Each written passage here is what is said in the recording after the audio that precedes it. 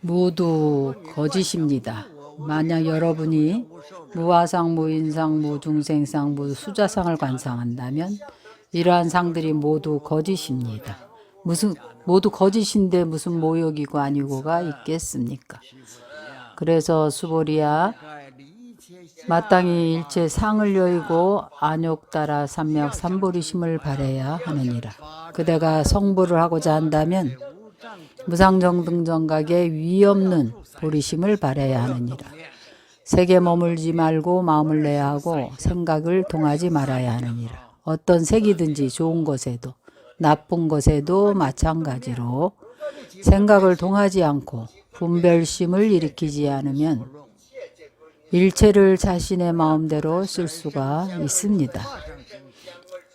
색성향 미촉법에 머물지 말고 마음을 내어야 합니다. 만약 마음을 내지 않는다면 호랑이도 해치지 못하고 늑대도 물지 못합니다. 그들이 오면 대자비심을 내어서 배가 고픈 모양이구나. 나를 잡아먹고 싶으냐? 그래 좋다. 나를 보시할 테니 잡아먹으렴 하면 그것들이 먹지 못합니다. 감히 먹지를 못합니다. 왜냐하면 여러분 곁에 호법신장이 많이 있기 때문입니다. 두려움이 없는 마음으로 아무것도 무서워하지 않으면 내가 없는데 무엇을 두려워하겠습니까? 무화상, 무인상, 무중생상, 무수자상의 마음으로서 성향 미촉법에 머물지 않고 마음을 냅니다. 마음을 내는 걸까요? 아닐까요? 마음을 내지 않습니다. 무심도인이 된 것입니다. 마음이 머무는 바가 없어서 머무는 바 없이 마음을 냅니다. 머무는 바가 없으면 나지 않으니 바로 무생입니다. 무생이면 바로 무멸입니다. 유생이래야 유멸이 있습니다. 불생불멸이면 석지한 것이 아니겠습니까? 그러나 이 공부가 쉽지가 않습니다. 내가 이렇게 말해서 우리가 바로 성취할 수 있는 것이 아닙니다. 천년만년 혹은 얼마나 많은 생을 거쳐야 이러한 인심에 도달할 수 있을지를 알 수 없습니다. 이 인은 성취의 의미이고 인가한다는 뜻입니다. 이것을 비로소 안욕 따라 삼약 삼보리심을 바란 사람이라 할 수 있는 것입니다.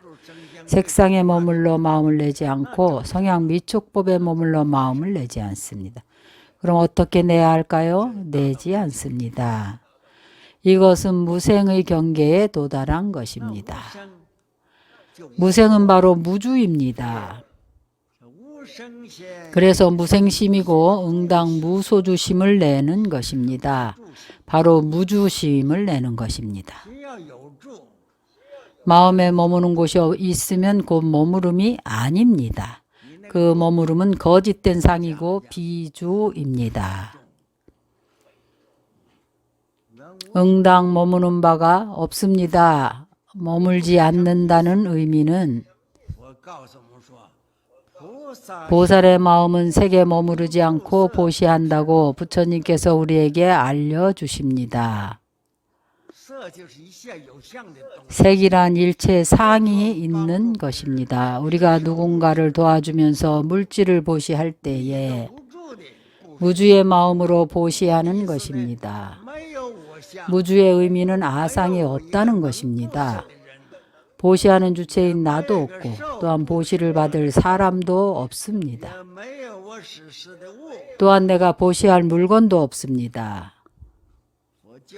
부처님께서는 이것을 삼륜체공이라고 하셨습니다.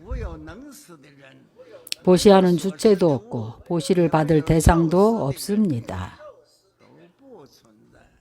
모두 존재하지 않습니다. 왜냐하면 보살이 발심할 때 바라는 것은 안욕 따라 삼약 삼보리심입니다. 색에 머물지 않고 성향 미촉법에 머물지 않습니다. 육진경계에 머물지를 않습니다. 보살은 중생을 이익하게 하기 위한 거로 마땅히 이렇게 보시하는 것입니다. 우리 출가한 스님들은 어떤 사람을 만나더라도 마땅히 법보시를 해야 합니다. 이것은 최고의 보시입니다. 법보시는 일체 보시 가운데 으뜸입니다.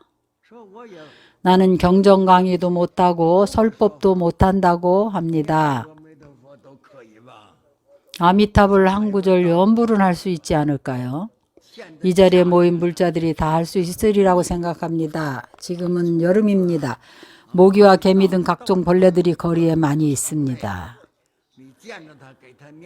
그들을 보면 아미타불 연불을 한번 해줍니다. 이것을 법보시라고 합니다.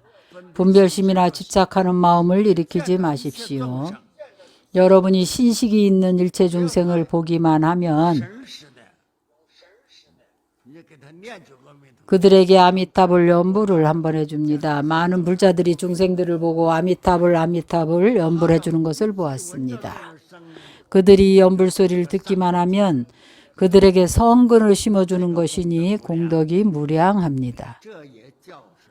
이것 또한 색과 소리에 머물지 않는 보시라고 합니다. 어떤 대가를 바라고 합니까? 개미 보고 고맙다고 하라고 하겠습니까? 아닙니다.